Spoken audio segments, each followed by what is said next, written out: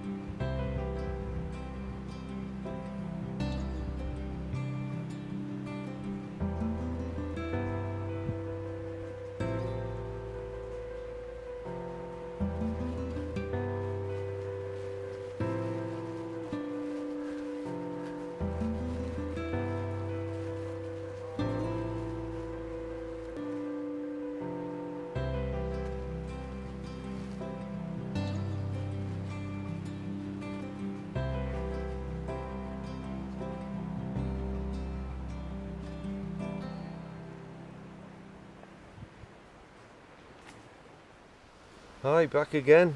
I hope you're all good. Back here again, checking up on my latest camera trap setup. I'm still chasing after the elusive Mr. Fox. He keeps managing to stay out from in front of my cameras, but I've still got to persevere. There's one thing you need when you're camera trapping, and that's perseverance.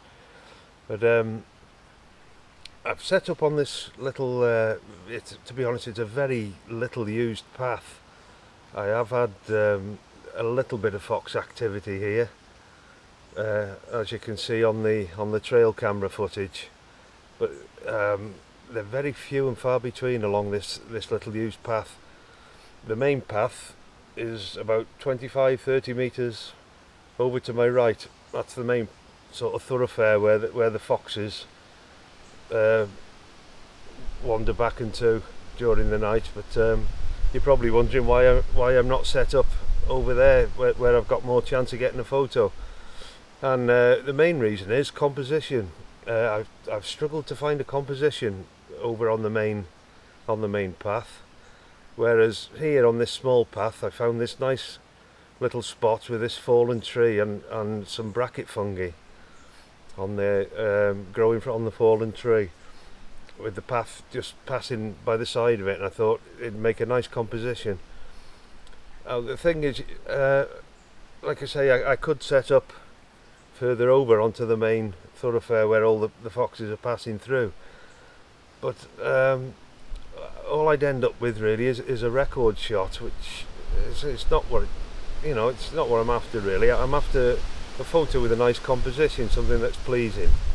And I think, after all the trouble you go through all the expense and the trouble, buying all the gear for the camera trap and for building it, and then coming out and setting it up with all the flashes, I think you'd do yourself a disservice if you didn't try and get a nice picture. It might take, I'd rather get one nice image every 6 months, or rather than get 2 or 3 every week or two, which are not very aesthetically pleasing, I suppose.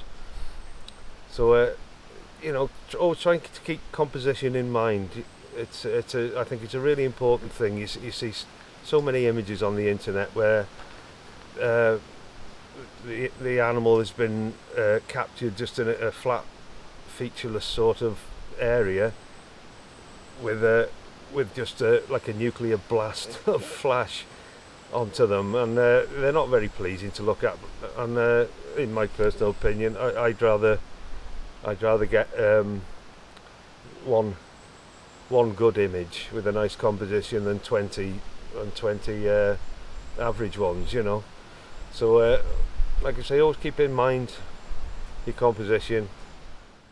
Here are some examples to show you what a difference a nice composition can make to an image, as opposed to a poor composition, as in this shot of a hedgehog that I captured when I first started camera trapping, where I paid little attention to the composition.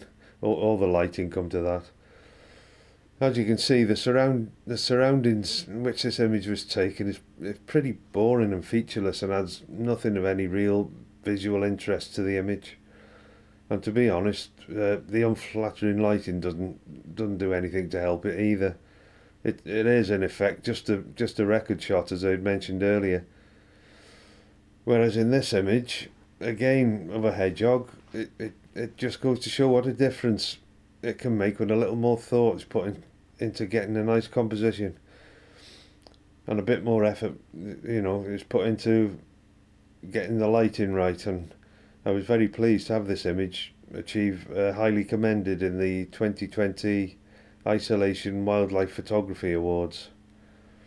And also this image too, once again of a hedgehog, though this time amongst some beautiful autumn leaves. And again, I was very proud to have this photo chosen last year as the feature image for episode 8 on the 2020 BBC Autumn Watch and BBC iPlayer websites. So there you go, an image can live or die by its composition, so it's really important to always give it your best attention, and if you want your images to stand out. The first few days your gear's out, it should be spent, keep coming back regular, and just keep making slight little adjustments to all your exposure and the composition until you've really got it dialed in. And then just try and be patient, and hopefully it all comes together. Sometimes it doesn't, but there you are. That's just how it goes. So I hope that might be in some use, and I'll keep coming back now. I'm going to leave this out for another week probably. I'll try it again another week and see if I've had any success. If not, I'll rethink my strategy. I might go and have a look on the main path to see if there is a composition of sorts that I can find to try and improve my chances. But just for a little while longer, I'm going to give this spot a little more of a go, because like I say, I do like the composition. and if all comes together, it should make for a really nice image. So until then, I'll leave you with some of the images I've managed to capture during the last week or two with this setup, and just to say thanks for joining me, and I hope to see you again soon.